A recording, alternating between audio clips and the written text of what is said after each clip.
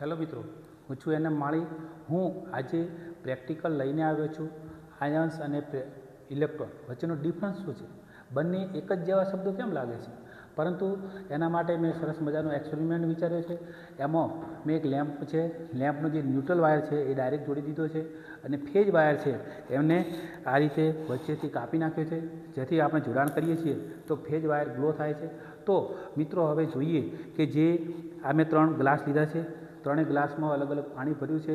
એમાં આ ગ્લાસમાં વરસાદનું પાણી છે, આ ગ્લાસમાં આપણે બોરવેલનું પાણી છે, જે બોરથી નીકાળીએ છીએ તે પાણી છે, અને આ જે ગ્લાસ છે આ પણ બોરવેલનું પાણી છે। એની અંદર મારે NaCl સોડિયમ ક્લોરાઇડ એટલે મીઠું એડ કરીશ, ત્યારે આપણે જોઈશું કે એની અંદર કનેક્ટિવિટી કેવી આવે છે, ઇલેક્ટ્રોન અને મિનરલ જે છે અંદર છૂટા પડે છે। આપણે એક પ્રક્રિયા જોઈએ તો જુઓ મિત્રો, આ જે વરસાદનું પાણી છે એની અંદર કોઈપણ પ્રકારની કનેક્ટિવિટી આવતી નથી, કારણ કે વરસાદનું પાણી જે છે એ એકદમ ઓછી માત્રામાં અંદર TDSનું પ્રમાણ હોય છે, 20 થી 50 TDS જેટલું હોય છે।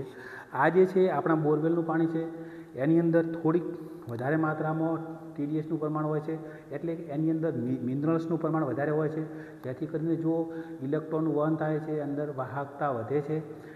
અને આ જે દ્રાવણ છે આ પણ જે બોરવેલનું છે, પરંતુ મિત્રો હું આ દ્રાવણની અંદર મિનરલ એડ કરીશ। મિનરલ તરીકે હું સોડિયમ ક્લોરાઇડ એટલે કે મીઠું એડ કરીશ। તો મીઠું એડ કરું છું ત્યારે એની વાહકતામાં શું વધારો થાય છે કે નથી થતો એ આપણે જોઈશું। જો આ મીઠાના દ્રાવણ કર્યું છે તો જુઓ એની વાહકતામાં એકદમ વધારો થયો છે, વધારે પ્રમાણમાં ગ્લો થયો છે, કારણ કે મિત્રો આપણે આના ઉપરથી આટલું જ વિચારવાનું છે કે જે શુદ્ધ પાણી છે એ વિદ્યુતનું અવાહક છે, અને અશુદ્ધ પાણી કે એની અંદર મિનરલ્સ આપણે નાખીએ, મીઠું નાખીએ, જે ઘન કચરો નાખીએ અને સોઇલ નાખીએ તો એની અંદર જે મિનરલ્સના પ્રમાણ વધવાથી એની વાહકતાનું પ્રમાણ વધે છે। આ જ રીતે જ્યારે આપણે મીઠું નાખીએ છીએ NaCl એટલે સોડિયમ એક ઇલેક્ટ્રોન ગુમાવે છે અને Cl એક ઇલેક્ટ્રોન મેળવે છે, એટલે એમાં દ્રાવણની અંદર એ ધન વિદ્યુત ભારિત થાય છે અને એક ઋણ વિદ્યુત ભારિત થાય છે।